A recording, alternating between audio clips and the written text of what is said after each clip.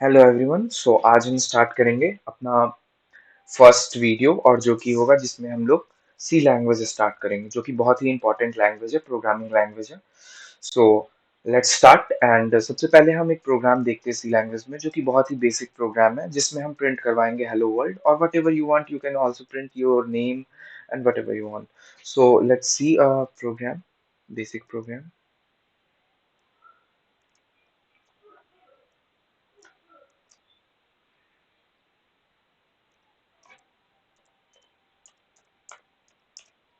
Include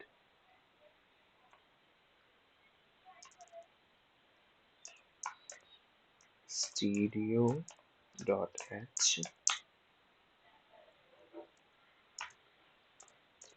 include dot H. ये है header file जो कि हम इंक्लूड करते हैं किसी भी प्रोग्राम में। So this is header file and void main जो कि जहाँ से प्रोग्राम कंपाइल होना स्टार्ट होता है। सबसे पहले यहीं से कंपाइलेशन में सबसे पहले जो कोड जाता है यहीं से लाइन स्टार्ट करता है। सो लेट्स सी। अभी आप लोग को ये बहुत कुछ समझ नहीं आ रहा होगा, हम इसे और भी अच्छे से बात करेंगे आगे आने वाले लेक्चर्स में। बट पहले हम एक बेसिक कोड आपको दिखाते हैं। printf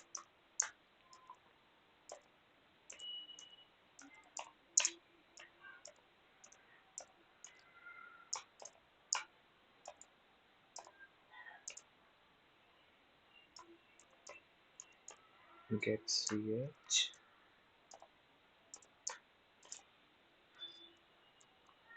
तो ये है हमारी बहुत ही बेसिक प्रोग्राम। सॉरी, एक्चुअली ये दो बार प्रिंट हो रहा है।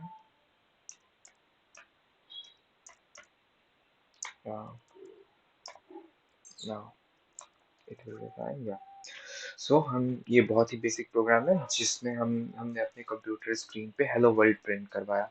आप यहाँ कुछ भी प्रिंट करवा सकते हो। ये फर्स्ट प्रोग्राम है, ऐसा बोला जाता है, it's a convention kind that कि सबसे पहले आप हेलो वर्ल्ड ही कोई भी प्रोग्रामिंग लैंग्वेज सीखते समय प्रिंट करवाओ। So it's convention but you can also print what ever you want. You can print your name like my name is Ayush, so I print this। You can print anything। so यहाँ पे आपको अभी बहुत कुछ नहीं समझ में आ रहा होगा। ये जो इंक्लूड है, इंक्लूड स्टूडियो मैंने क्यों किया है, इंक्लूड कोनियो मैंने क्यों किया है, ये सब बेसिकली एक हेडर फाइल है। इसको हम और अच्छे से समझेंगे आने वाले लेक्चर्स में कि मैंने इसको ऐसे क्यों लिखा है। ये एक बेसिक स्ट्रक्चर था आप लोग को दिखाने के लिए सी प्रोग्रामिंग में कि एक बेसिक स्ट्रक्चर कैसे होता है। फिर हम आगे बढ़ते हैं अपने चैप्टर्स की तरफ।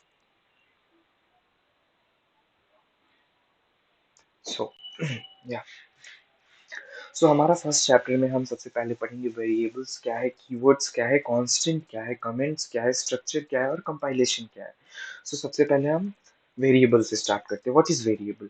Variable is the name of a memory location which stores some data. So variable क्या है? एक मेमोरी लोकेशन है जहाँ पे सम कुछ डेटा स्टोर होता है। तो हम कोई भी चीज अगर स्टोर करना चाहते हैं तो हम वेरिएबल का यूज करेंगे। वेरिएबल एक बेसिकली क्या करता है, एक बॉक्स बना देता है। जैसे अगर मुझे 25 नंबर स्टोर करवाना है तो मैं क्या करूंगा कि मैं एक वेरिएबल बनाऊंगा। मैं कुछ भी वेरिएबल ले सकता हूँ। वेरिएबल में कोई ऐसा नहीं है कि फिक्स है वहाँ, नहीं, आप कोई भी वेरिएबल ले सकते हो। तो अगर मुझे नंबर ये करवाना है, नंबर को अगर स्टोर करवाना है तो मैं वहाँ इंट यूज करूंगा क्योंकि इंट जो है वो नंबर को, इंटीजर वैल्यू को स्टोर करता है। और अगर मुझे अल्फाबेट या फिर इस टाइप के कैरेक्टर को स्टोर करवाना हुआ, कोई भी special character and what ever, सो मैं उसके लिए यूज करूंगा कैर, CHAR, कैरेक्टर। जो डेटा होता है इंट इंटीजर के लिए और कैर कैरेक्टर के लिए। अगर मुझे स्टोर करवाना है तो वेरिएबल्स का ही यूज करते हैं हम। जैसे एक प्रोग्राम से हम समझते हैं इस चीज को कैसे हम यूज करेंगे वेरिएबल्स को।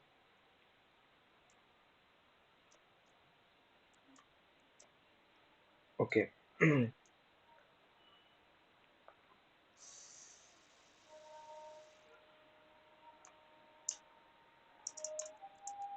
सो हमें वेरिएबल्स को स्टोर करवाना है तो हम इंट ए ए लेते हैं, ए नाम का डब्बा बनाते हैं ताकि वहाँ वेरिएबल स्टोर हो हमारा।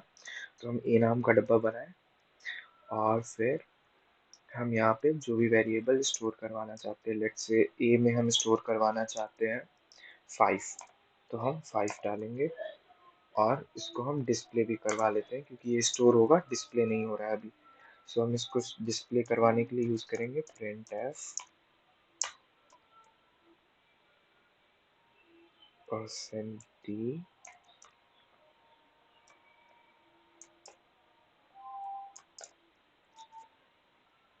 and a। सो ये स्टोर कर रहा है वेरिएबल, जहाँ जो वेरिएबल हमने ए लिया है, या जो वेरिएबल हमने ए लिया है इंट ए, वो ए के डब्बे में 5 नंबर को स्टोर कर रहा है। हम यहाँ कोई भी नंबर स्टोर करवा सकते हैं या हम इसे अपडेट भी कर सकते हैं। If we want we can update it also. मुझे ए में 25 वेरिएबल स्टोर करवाना है and then we want to print it. Let's comment this line, या print f %d।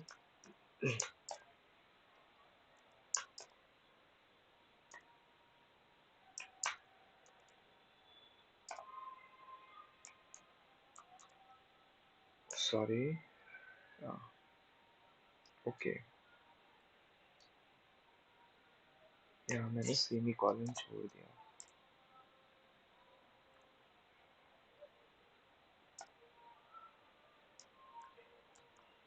सो अब हमने इस वैल्यू को अपडेट किया, जो कि पहले हमने ए के वैल्यू ए में 5 को स्टोर किया था, अब मैंने 25 को स्टोर किया। तो जो न्यू वैल्यू, जो अपडेटेड वैल्यू होता है, वही वो शो करता है।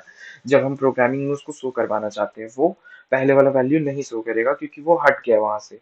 अब ए पे जो अपडेटेड वैल्यू है वो 25 है, तो वो 25 शो कर रहा है। तो हम कोई भी वेरिएबल इस टाइप से डिक्लेयर कर सकते हैं। और अगर इफ हमें कैरेक्टर में कुछ डिक्लेयर करना है, तो हम उसके लिए यूज करेंगे कैर। कैर सो कैर अल्फाबेट, क्योंकि हमें अल्फाबेट स्टोर कराना है। सो हम यहाँ अल्फाबेट लिख रहे हैं। सबसे इजी वही होगा कि जो जो भी काम आप कराना चाहो, उसी टाइप का, उसी नेम का वेरिएबल नेम आप लो, उसी उसी चीज का जो आप कर रहे हो वही वेरिएबल नेम होना चाहिए। ताकि अगर आप बहुत लॉन्ग कोड भी लिखते हो तो आपको समझ आना चाहिए कि आपने यहाँ क्या स्टोर करा है। सो यहाँ अल्फाबेट एंड हमें ए स्टोर कराना है, तो हम ए स्टोर। एक चीज़ और यहाँ ध्यान देने वाली है, वो ये कि अगर कोई भी कैरेक्टर वैल्यू स्टोर कराते हैं तो हम उसे सिंगल कोट्स में डालते हैं। ये एक बहुत ही इंपॉर्टेंट रूल है कि अगर कोई भी कैरेक्टर वैल्यू होता है तो उसे हम सिंगल कोट्स में डालते हैं, और ये बहुत इंपॉर्टेंट है। हमने यहाँ इसलिए सिंगल कोट्स में डाला है। अब हमें प्रिंट कराने से हम कमेंट आउट कर लेते हैं। तो कमेंट क्या है, ये हम आने वाले अभी टॉपिक्स में कवर करेंगे। बट अभी हम ये क्या कर रहे हैं कि कमेंट बेसिकली अगर लेमैन लैंग्वेज में बोला जाए, तो अभी हम चाहते नहीं है कि ये कोड जो है वो उस चीज़ को देखे, क्योंकि अगर ये रीड करता है तो कंपाइलर इस चीज़ को प्रिंट करवा देगा। हम ये नहीं चाहते हैं अभी इसको प्रिंट ना करवाए। हम इसे कमेंट आउट कर लेते हैं एंड या हम यहाँ लिखते हैं कैर सॉरी प्रिंट परसेंट या परसेंट सी, क्योंकि हमें कभी भी अगर कोई भी कैरेक्टर वैल्यू स्टोर कराना होता है तो हम वहाँ एम्परसेंट यूज़ करते हैं, और अगर हमें इंटीजर वैल्यू स्टोर कराना होता है तो हम वहाँ परसेंट डी लिखते हैं। ये हम आने वाले लेक्चर में बहुत अच्छे से समझेंगे, जब हम ऑपरेटर्स पे होंगे तो हम इसे और भी अच्छे से समझेंगे। आने वाले वीडियोस में, आने वाले चैप्टर्स में इसे हम कवर करेंगे, बट अभी के लिए मैंने आपको ऐसे बताया। एंड अल्फ़ाबेट,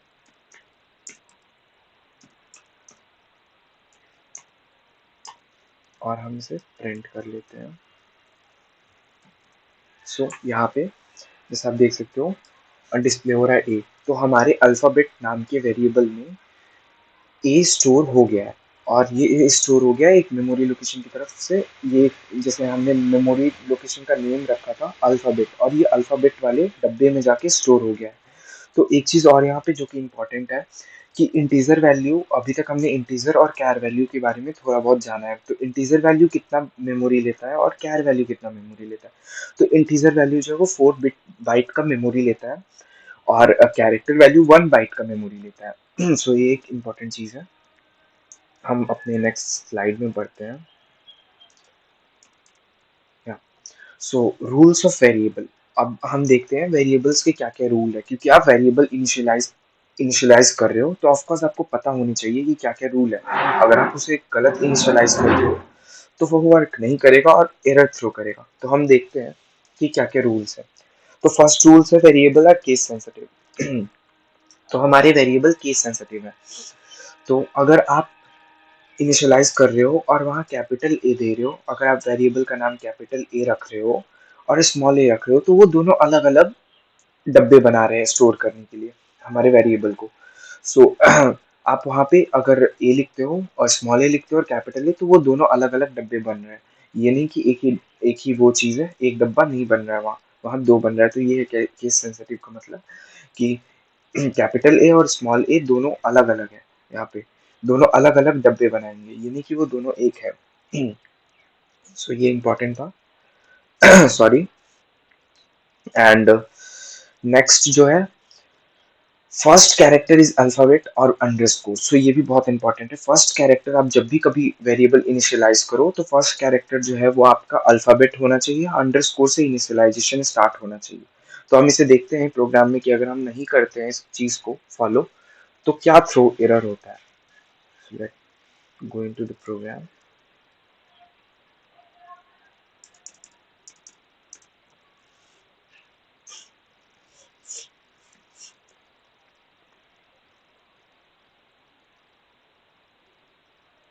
सो हम अपने इंट को यहाँ पे 4 से करते हैं, 4 ए से। आप जैसा देख पा रहे हो यहाँ पे पहले ही रेड आ चुका है, बट फिर भी हम उसे इग्नोर करते हैं और यहाँ पे भी 4 कर देते हैं। और अब हम इसे कमेंट आउट कर लेंगे।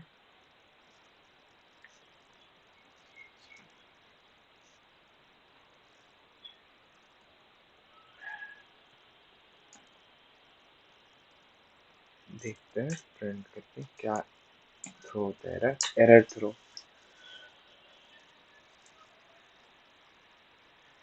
या अनडिफाइंड सिंबल यूज्ड। ओके, यहाँ पे भी 4 करना होगा, हमने एक चीज गलती कर दिया। या 4, जैसा आप देख पा रहे हो वो पहले ही बता रहा है। या डिक्लेरेशन टर्मिनेटेड इनकरेक्टली। हमने यहाँ पे बता रहा है कि हमने जो डिक्लेयर डिक्लेयर किया है वो गलत गलत डिक्लेयर किया है।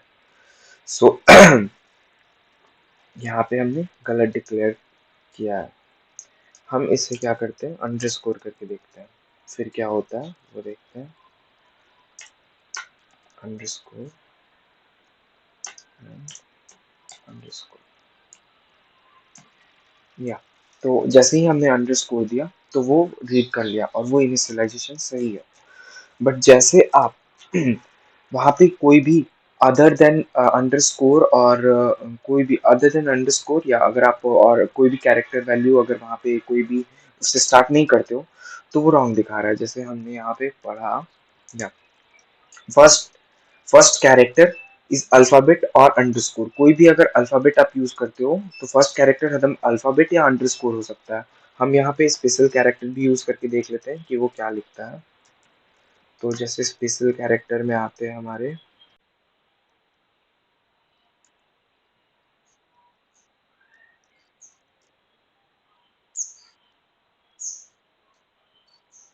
M percent. सो हम यहाँ एम परसेंट डाल के देखते हैं। अगर हम डालते हैं यहाँ पे, सॉरी, हम यहाँ एम परसेंट डालते हैं, फिर देखते हैं क्या होता है।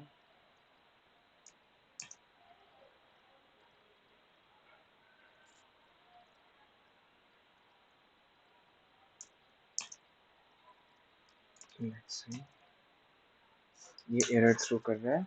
या या reference variable a must be initialised. So हमने जो इसे इनिशियलाइज किया है यहाँ पे गलत है, क्योंकि हमने इनिशियलाइजेशन रॉन्ग किया है। हमने यहाँ पे एम्परसेंट यूज़ किया। वैसे तो एम्परसेंट यूज़ होता है किसी भी चीज़ के, किसी भी वेरिएबल के एड्रेस को शो करने के लिए। सो यहाँ पे इनकरेक्टली नहीं लिखा है, टर्मिनेटेड इनकरेक्टली। अगर हम यहाँ पे परसेंटेज लगाते हैं फिर हम देखते हैं क्या होता है। हम यहाँ लगाते हैं परसेंटेज, इसमें लिखेगा कि हमने गलत किया है। परसेंटेज लगा लिया हमने, फिर हम इसे रन कराते हैं और यहाँ लिख रहा है या डिक्लेरेशन टर्मिनेटेड इनकरेक्टली। सो हमने यहाँ डिक्लेयर जो किया वो इनकरेक्टली तरीके से किया। सो ये थे, ये एक एग्जांपल है कि हम अगर कोई भी स्पेशल कैरेक्टर भी यूज़ करते हैं तो वो वेरिएबल इनिशियलाइजेशन रॉन्ग होगा। अब हम बढ़ते हैं अपने नेक्स्ट स्लाइड की तरफ। या सो जैसा कि हम जानते हैं, हम कोई भी कोई भी अदर देन अंडरस्कोर और अल्फ़ाबेट को छोड़ के किसी भी चीज़ से इनिशियलाइज़ नहीं करा सकते हैं, जो कि हमारा रूल नंबर सेकंड कहता है। रूल नंबर थर्ड की तरफ हम बढ़ते हैं, क्योंकि हमने देख लिया कि कैसे वो क्या एरर थ्रो कर रहा है अगर हम ऐसा करने की कोशिश भी करते हैं। अगर अदर कैरेक्टर और अदर कुछ भी यूज़ करते हैं अंडरस्कोर और अल्फ़ाबेट को छोड़ के, तो वो क्या एरर थ्रो करता है। अब नेक्स्ट है नो कॉमा और blank space is used during initialisation of variable. तो अगर हम कोई भी वेरिएबल इनिशियलाइज करते समय अगर वहाँ बीच में कॉमा या फिर अगर ब्लैंक स्पेस यूज करते हैं तो वो रॉन्ग होगा। वो अब हम देख लेते हैं कि क्या होता है। या,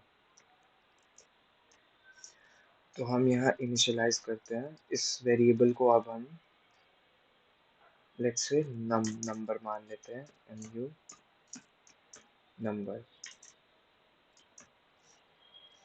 और यहाँ पे भी हम नंबर कर लेते हैं।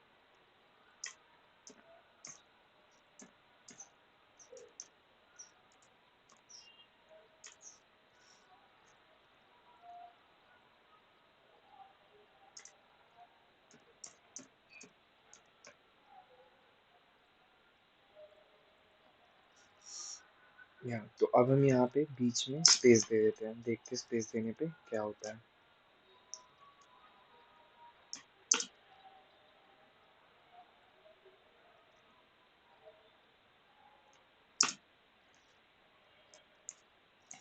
सो ये एरर थ्रो कर रहा है और एरर है डिक्लेरेशन सिंटैक्स एरर। तो हमने जो यहाँ डिक्लेयर किया वो गलत है।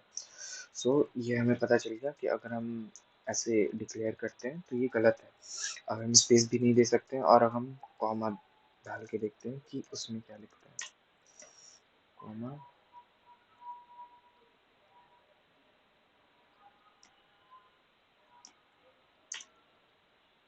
यहाँ पे हम डालेंगे कॉमा,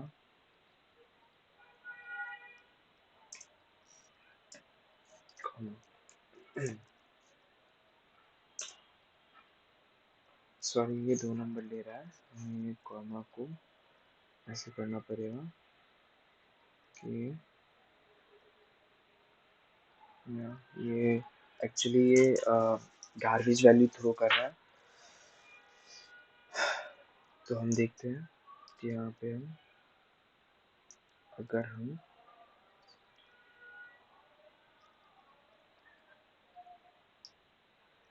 कॉमा को स्टार्ट में लिखते हैं तो ये क्या करता है। में आके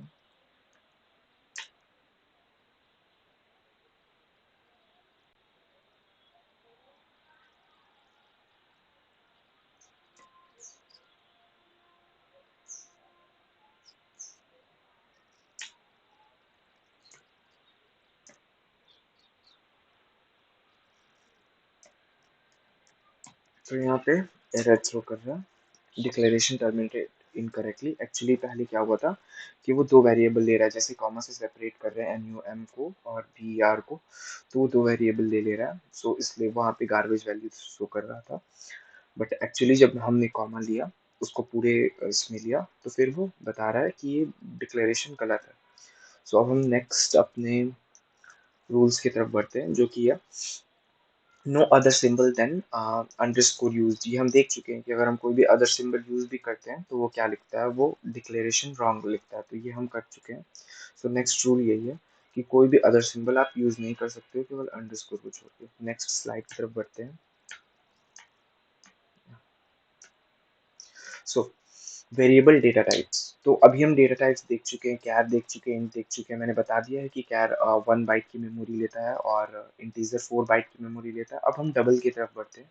डबल में जब भी हमें कोई भी वैल्यू डेसिमल के पॉइंट तक दिखानी होती है तो हम डबल का यूज करते हैं। डेसिमल जैसे कि हम इसको एक प्रोग्राम में करके देख लेते हैं। जैसे हमें अगर पाई लिखना हुआ, पाई की वैल्यू करना हुआ 3.14, तो उसको हम इंटीजर में स्टोर नहीं करवा सकते हैं, वो इंटीजर में स्टोर नहीं होगा।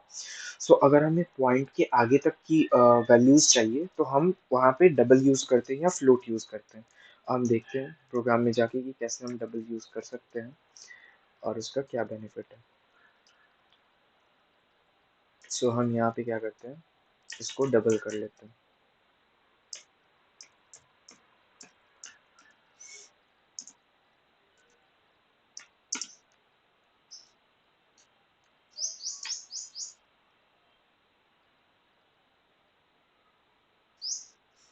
और यहाँ पे हम स्टोर करा देते हैं 5.114।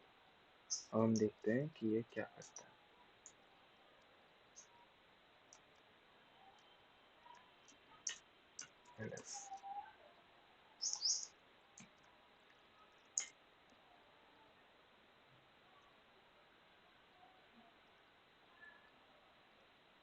सॉरी, मैंने यहाँ 2 बार यूज कर लिया नंबर, एक्चुअली यहाँ ये कहना होगा। सो ये हमारे वैल्यू को स्टोर कर ले रहा है 5.114 को। अगर यही चीज़ अगर हम इंट में कराते हैं तो फिर देखते हैं क्या होता है। जैसे ही हम इंट में कराएंगे तो वो इस वैल्यू को नहीं शो करेगा। देखते हैं हम यहाँ पे।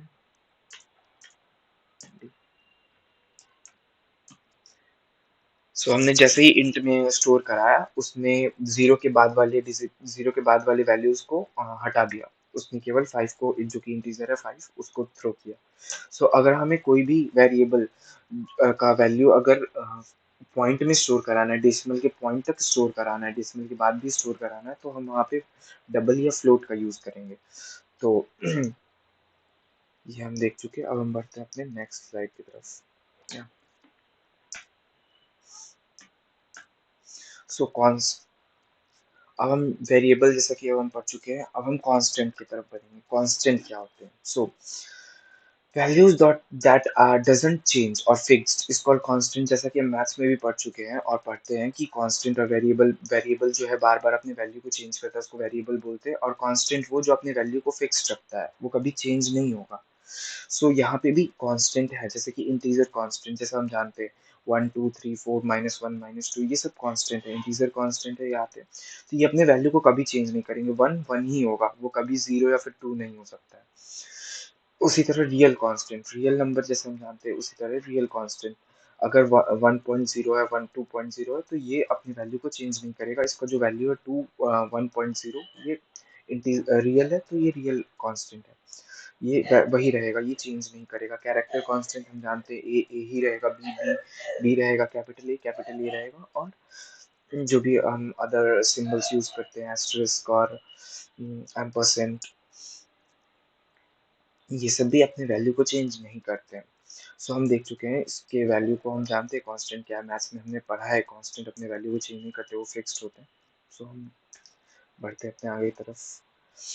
सो कीवर्ड्स, अब क्या है एक्चुअली, सी लैंग्वेज अगर हम पढ़ रहे हैं तो हमें ये पता होनी चाहिए कि बहुत सारे कीवर्ड्स, मतलब 32 कीवर्ड्स जो है सी में अ, वो यूज कर चुके हैं, रिजर्व्ड है, वो रिजर्व वर्ड है, जो कि आप यूज नहीं कर सकते हो वेरिएबल इनिशियलाइज करते समय।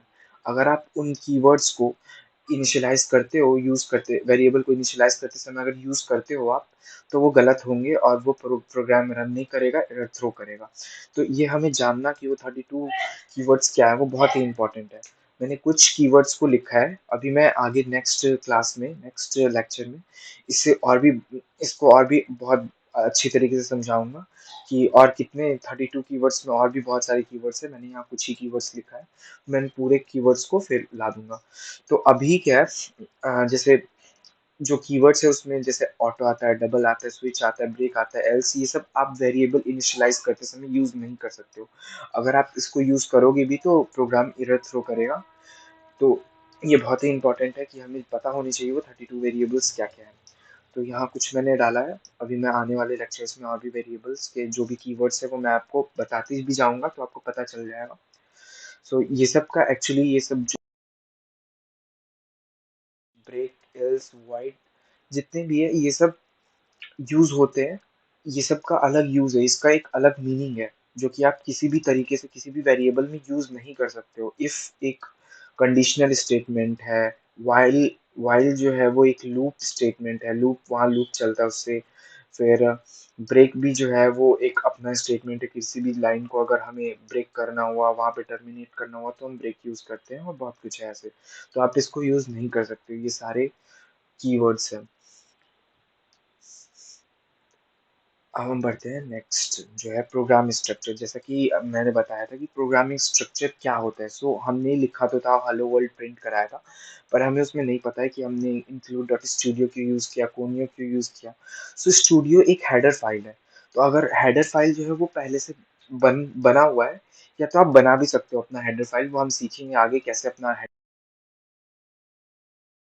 यहाँ पे क्या है कि अगर हमें कोई भी हेडर फाइल को अगर हम चाहते हैं कि हमारा प्रोग्राम रन करे तो वो बहुत इंपॉर्टेंट है कि हमें हेडर फाइल को इंक्लूड करना होगा। अगर हम हेडर फाइल इंक्लूड नहीं करते हैं तो प्रोग्राम को पता ही नहीं चलेगा कि हम यहाँ पे जो इंट मेन या फिर ये सब यूज़ कर रहे हैं वो क्या है, वो क्यों यूज़ हो रहा है। तो हमें हेडर फाइल ये इंक्लूड करना होता है, इसलिए यहाँ पे हम लोग लिखते हैं include dot studio dot H. ये हेडर फाइल है जो कि बताता है कि इंट मेन का या फिर वॉइड मेन का क्या यूज़ है।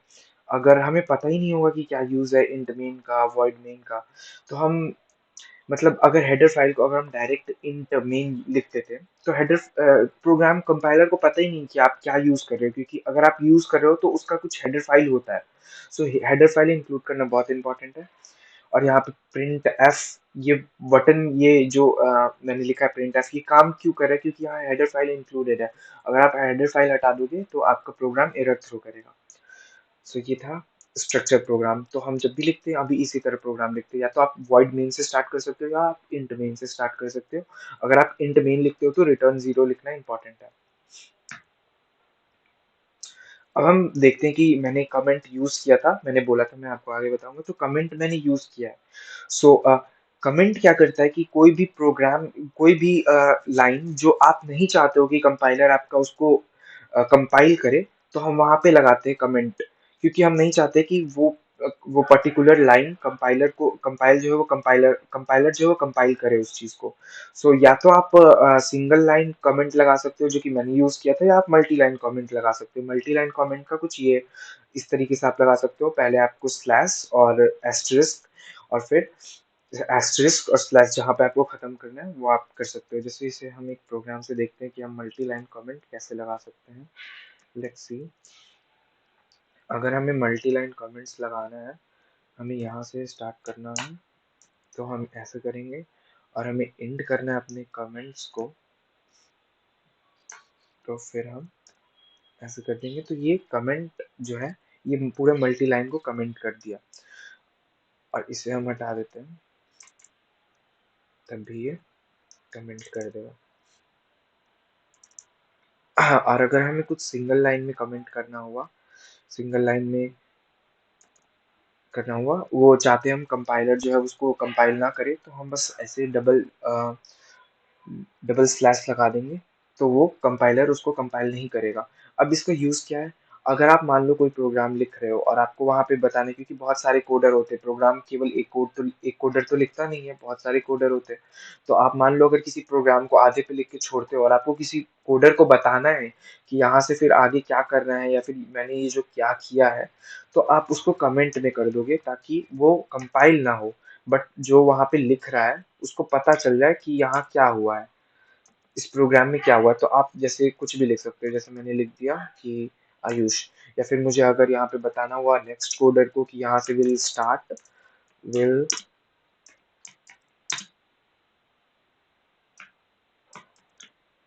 start another program,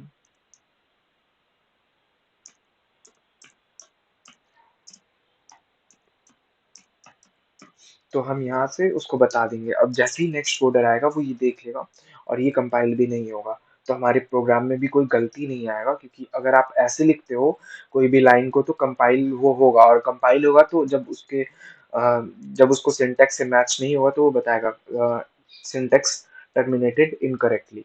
सो हमें अगर कोई भी लाइन लिखना हुआ जो कि प्रोग्राम का लाइन नहीं है, तो हम उसे कमेंट आउट करते हैं ताकि वो कंपाइल ना हो, क्योंकि अगर वो कंपाइल होता है तो वो एरर थ्रो करेगा। हम बढ़ते हैं आगे। सो आउटपुट, या मैंने यहाँ printf यूज किया, मैंने बताया भी कि printf को हम यूज करें ताकि हम प्रिंट करें। सो जब भी हमें कोई आउटपुट दिखाना होता है, तो अगर हमें कोई आउटपुट दिखाना होता है स्क्रीन पे, तो हम उसके लिए printf यूज करते हैं, जो कि या जिसको हम लोग printf लिखते हैं, जो कि स्मॉल में ही लिखते हैं, हम कैपिटल में नहीं लिखते उसको, तो स्मॉल में printf, एंड उसके बाद फिर हम डबल कॉट्स डालते हैं, फिर जो भी हमें लिखना होता है उसको डबल कॉट्स के अंदर, और फिर क्लोज करते हैं, टर्मिनेटिंग करते हैं। टर्मिनेट करने के लिए हम सेमी कॉलन लगाते हैं, जो कि बहुत इंपॉर्टेंट है। अगर आप सेमी कॉलन छोड़ते हो तो वो फिर थ्रो करेगा एरर। सो ये हम यूज कर चुके हैं प्रिंटफ। जब भी हमें आउटपुट लेना होता है तो हम प्रिंटफ यूज करते हैं। कोई भी आउटपुट हमें जब दिखाना होता है कि प्रिंट हेलो वर्ल्ड, या फिर प्रिंट हमने जो वेरिएबल लिया है, जो स्टोर करा है, उसको प्रिंट करना है, तो हम वो यूज करते हैं प्रिंट कराने के लिए। नेक्स्ट जो है, या इंटीजर के लिए हम हमेशा याद रखेंगे सी में कि जब भी हमें इंटीजर वैल्यू को प्रिंट कराना होता है तो वहां पे हम एम परसेंट या परसेंट डी डालते हैं, सॉरी एम परसेंट नहीं, परसेंट डी डालते हैं वहां पे। तो हमें जब भी अगर इंटीजर वैल्यू को स्टोर कराना हुआ तो वहाँ वहाँ हम परसेंट डी डालेंगे।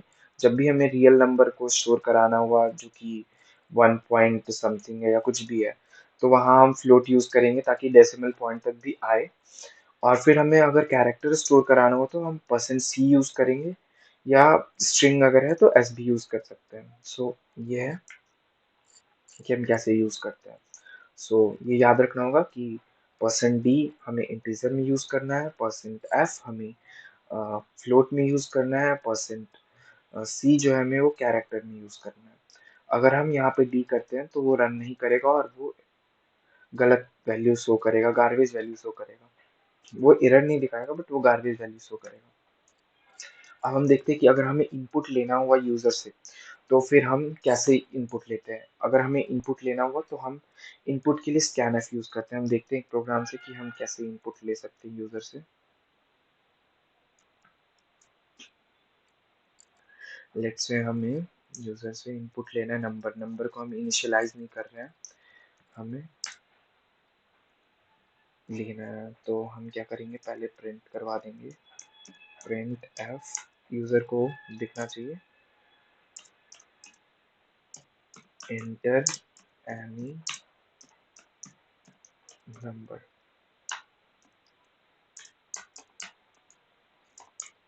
फिर हम यूज करेंगे स्कैनफ, क्योंकि हमें यूजर से इनपुट लेना है।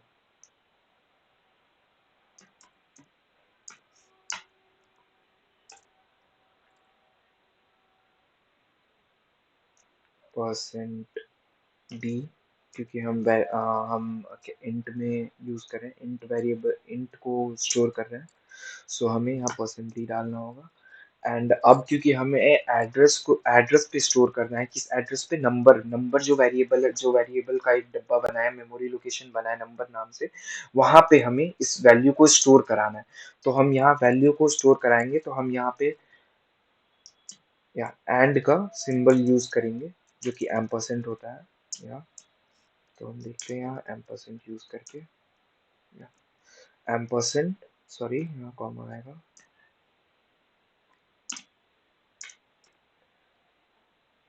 M percent number. तो हमने जो भी वैल्यू, हम इसे प्रिंट भी कर लेते हैं ताकि हमें दिखे, प्रिंट एफ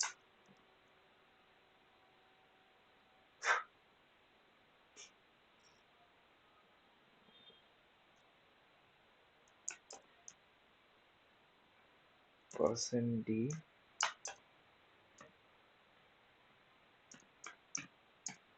नंबर। तो हम देखते हैं कोड में।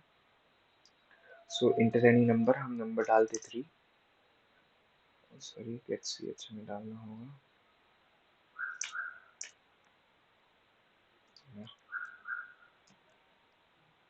तो हम नंबर डालते 3। तो यहाँ पे जैसे ही हमने इंटर एनी नंबर किया, तो जैसे ही हमने नंबर डाला तो वो नंबर 3 आ गया, क्योंकि यूजर से क्या हुआ कि पहले यूजर से इनपुट लिया गया। तो इनपुट लेने के लिए हमने स्कैनफ यूज किया, क्योंकि हमें इंटीजर वैल्यू इनपुट लेना है तो हमने परसेंट डी यूज किया। और यहाँ पे हमने एम परसेंट इसलिए यूज किया क्योंकि हमने जो वेरिएबल नंबर नाम से बनाया है, ये उस एड्रेस पे इसको स्टोर करवाना है। तो एड्रेस, जब भी हमें एड्रेस पता, क्योंकि हम यूजर से इनपुट ले रहे हैं तो वो किस एड्रेस पे स्टोर होगा, तो वो नंबर एड्रेस पे स्टोर होगा। तो एड्रेस के लिए हम एम परसेंट यूज करते हैं कि उसको उस एड्रेस पे स्टोर होना है। तो एड्रेस के लिए हम एम परसेंट का साइन यूज करते हैं, इसलिए हमने वहाँ एम परसेंट और एंड का साइन यूज किया है। उसके बाद हम उसी चीज को जो हमने स्टोर किया उसी को प्रिंट कर रहे हैं, इसलिए हमने यहाँ पे फिर print F percent D number दिखाया, ताकि जो हमने प्रिंट किया वो डिस्प्ले हो कि हमने क्या, जो हमने स्टोर किया वो क्या डिस्प्ले हो रहा है, वो डिस्प्ले हो, इसलिए हमने वहाँ पे प्रिंट एफ यूज किया। सो इसलिए ये है यूज। इनपुट लेने के लिए हम स्कैनफ का यूज करते हैं, ये था स्कैनफ के लिए। और एम परसेंट क्या है, एड्रेस, वो एड्रेस पे जाता है जिस एड्रेस पे हमें स्टोर करवाना हुआ। हम बढ़ते हैं अपने प्रोग्राम में आगे। कंपाइलेशन पढ़ना है कि कंपाइलेशन क्या होता है। अभी तक हमने जितने भी कोड को लिखा है तो वो ट्रांसलेट हो रहा है, क्योंकि मशीन 0 1, आपको जैसा पता होगा, मशीन हरदम 0 1 बाइनरी लैंग्वेज ही, बाइनरी डिजिट ही वो समझता है, बाइनरी लैंग्वेज, उसको लो लेवल लैंग्वेज बोलते हैं। बाइनरी में ही वो सब समझता है, और बाइनरी 0 1 0 1 0 1 होता है, कम्बिनेशन होता है उसका। सो अगर आप कोई भी चीज़ स्टोर करना चाहते हो, कोई भी चीज़ कंप्यूटर को बताना चाहते हो, या तो आप उसको 0 1 में बता सकते हो, और नहीं तो फिर आपको एक कंपाइलर यूज़ करना पड़ेगा जो कंपाइल करे उस प्रोग्राम को 0 1 में कन्वर्ट करे। या तो आप खुद से कन्वर्ट करो उसको 0 1 में, या फिर आप कोड लिखो और फिर उसको कंपाइल करो। सो ये बहुत इंपॉर्टेंट है कि बिना कंपाइल के, अगर आप बिना machine language code, machine language को अगर समझाना चाहते हैं, मशीन को समझाना चाहते हो अपनी लैंग्वेज, तो आपको उसको मशीन लैंग्वेज में कन्वर्ट करना होगा, जिसको लो लेवल लैंग्वेज बोलते हैं। सो हम मशीन लैंग्वेज या लो लेवल लैंग्वेज होता है।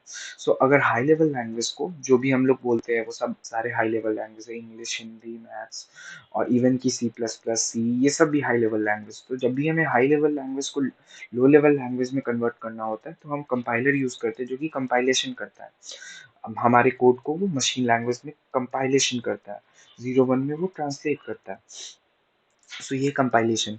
और जब भी हम जैसे लिखते कोई भी अपने, अभी जितना भी हमने प्रोग्राम किया, तो उसमें हमने सी में प्रोग्राम कर रहे हैं हम अभी सी। तो जितना भी हमने प्रोग्राम किया उसमें हम एक्सटेंशन लिखते हैं, जब भी हमें उसको उसी फाइल को सेव करना होता है तो हम वहाँ एक्सटेंशन डालते हैं डॉट सी।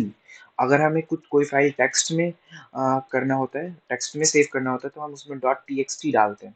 बट हमें अभी सी में करना है तो हम वहाँ डॉट सी डालेंगे। और जैसे कि और भी है जो हम, अगर हमें सी प्लस प्लस में यूज़ करना है तो हम सी पी पी डालते हैं। अगर सी प्लस प्लस में स्टोर करना है डॉट सी पी पी। अगर हमें एच टी एम एल में उसको सेव करना है एच टी एम एल के साथ, तो हम उस extension dot H T M L डालते हैं। सो बिना एच टी एम एल डाले उसको पता नहीं चलेगा कि वो प्रोग्राम किस चीज़ में लिखा हुआ है, नॉर्मल टेक्स्ट लेगा या फिर जो भी उसका बाय डिफ़ॉल्ट होगा वो लेगा। सो हमें एक्सटेंशन डालना ज़रूरी है, अगर कोई भी प्रोग्राम हम सेव करते हैं तो वहाँ पे सी डॉट सी डालेंगे, क्योंकि हम यहाँ टर्बो यूज़ कर रहे थे तो हमारा प्रोग्राम रन कर रहा था, क्योंकि टर्बो में पहले ही से वहाँ एक्सटेंशन उसमें सी होता है, सी या सी पी पी होता है। तो वो एक्सटेंशन के कारण वो रन कर रहा था हमारा प्रोग्राम। जब बट अगर हम विजुअल कोड स्टूडियो में जाएंगे और कोई भी अदर यूज़ करते हैं हम अदर प्लेटफॉर्म, तो वहाँ पे हमें एक्सटेंशन डाल के सेव करना होगा, तभी प्रोग्राम रन करेगा। सो ये था आज का वीडियो हमारा।